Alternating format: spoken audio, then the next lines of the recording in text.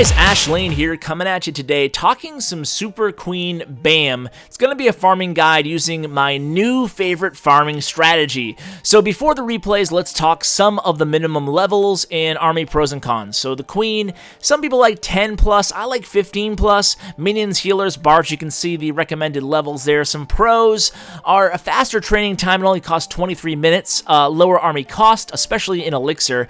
And cons are obviously the army is slightly less powerful than your more traditional, giants, and I usually bring about a dozen giants and a dozen wizards with me, so certainly, like I said, less effective in terms of power, more effective in terms of time and army cost. So here is my army. I have, I switch things up a little bit every single time, but I'll show you how I cook up this army in just a second. Before that, let's go ahead and watch some replays. These last 3 attacks have been with this strategy, so let's go ahead and cover some strategy keys and talk a little bit more about why it's different and why it might be preferential to a more traditional new Super Queen. So the new Super Queen, like I said, use about a dozen giants, a dozen wizards, and you're only bringing 4 healers. That's the main difference from the more traditional Super Queen, where you would load on 6, even more, sometimes 7, 8 healers. So you can see the difference is going to be, we're going to go on a little bit of a longer walk, because the idea here on these attacks is you want your queen, if at all possible, to take out 180 degrees of the entire 360 perimeter. That would be the perfect case scenario on these attacks here. You can see I dropped some minions on the pumps here, and that's because I'm trying to identify exactly where all the loot is. On these bases like this, sometimes it can be tricky to see if is it really a dead base, or is the loot kind of divided evenly. In this case, it looks like it's pretty much divided evenly between the storages and between the pumps. So we're going to have to get everything we can get our hands on. So like I said here, the idea is to take that queen on as long of a walk as possible. Now I'm bringing some lightning spells and earthquake to take out a mortar. The reason I'm doing that is because I know I'm not going to be playing for a little while after this attack. So I wasn't afraid to A, use some more spells than I normally would, and B, I wasn't afraid to let my queen get low on health, because I know that I don't need her up for the next raid for another hour or so. So after the queen does her walk around about half the base, then you want to go ahead and deploy the BAM, the barbarians, the archers, and the minions in that order. And once you do that, that's going to create a nice funnel for the queen. Hopefully some of your BAM stays alive. You can see I don't have my king available on this raid. That's because the king is helpful but not necessary in this attack. So it's definitely a good strategy to use when your king is upgrading. So that is the idea. Let's go ahead and get right into another replay so you guys can get a feel for the strategy, and then we'll go ahead and do a live raid. Hopefully it goes well. So these are the ideal bases to hit with this strategy. You can see the resources are near the perimeter, and the splash damage is near the perimeter, so that means, well, you'll see what it means towards the end of this raid. We'll be able to take out a couple splash damages with the queen in terms of the wizard towers, and then the minions, once I get them to the center of the base, we'll be able to take down that dark elixir, because there's no splash damage for air troops in the center of the base. That's one of the obvious benefits of taking minions in your army.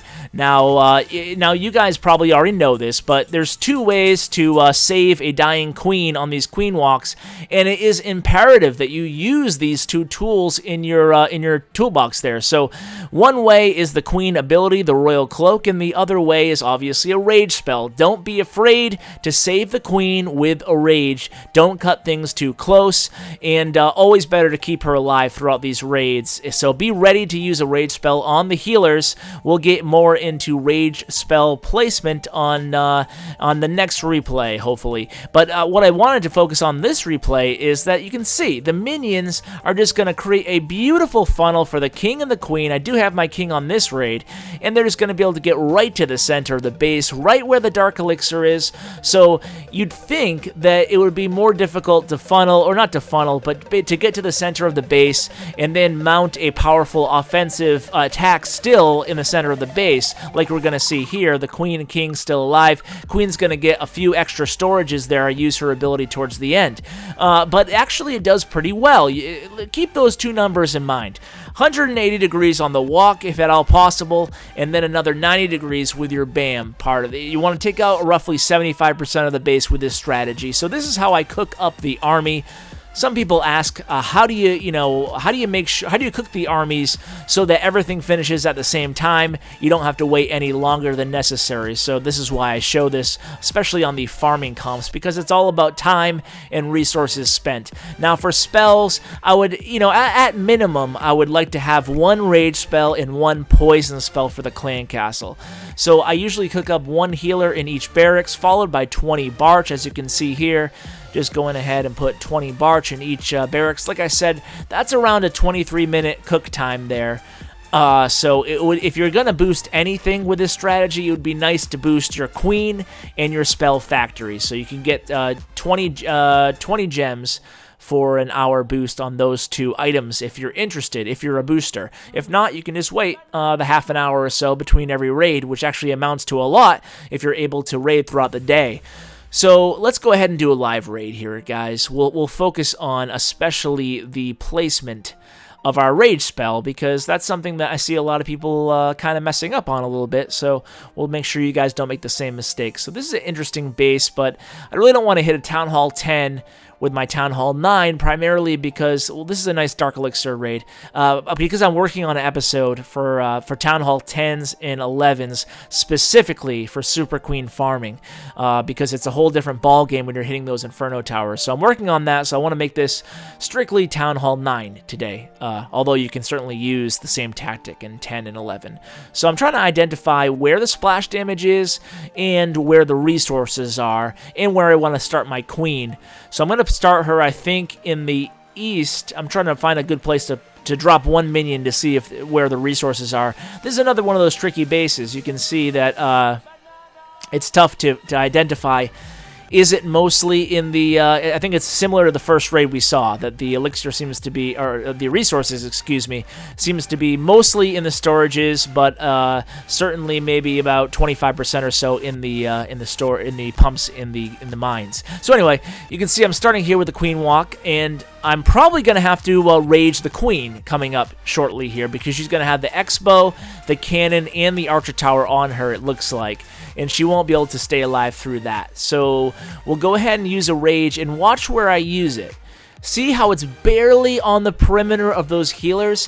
The idea here when you're using rage is not to rage the Archer Queen. It's not that important to rage the Archer Queen. Sure, it helps, but it's all about raging those healers. So instead of placing the rage spell directly on those healers, it's really important that you place it into the path where the healers are heading. So anyway, you can see here she's taken out close to 90% of the perimeter of the base.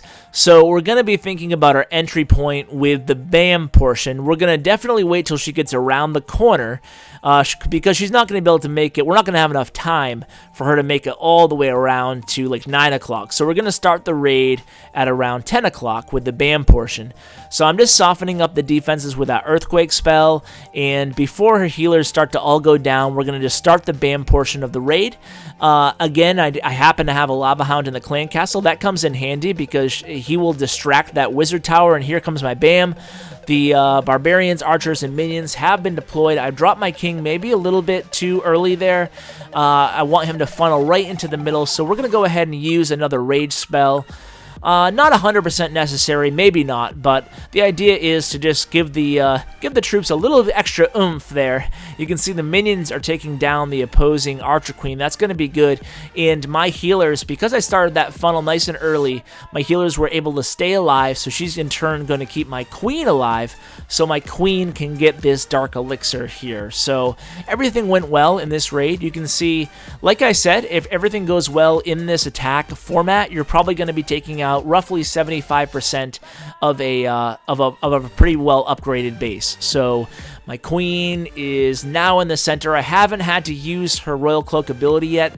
Just me personally, I like using the Royal Cloak as a last resort, so I use the Rage spell before I use the Royal Cloak. Everybody has their own preferences, but that's what I like to do because I don't mind too much using the Rage spell because personally I usually boost my barracks. But people who don't boost their spell factory, you might want to consider using the Royal Cloak ability before you use the Rage spell because Rage spells are a little bit longer to come by when you're not boosting.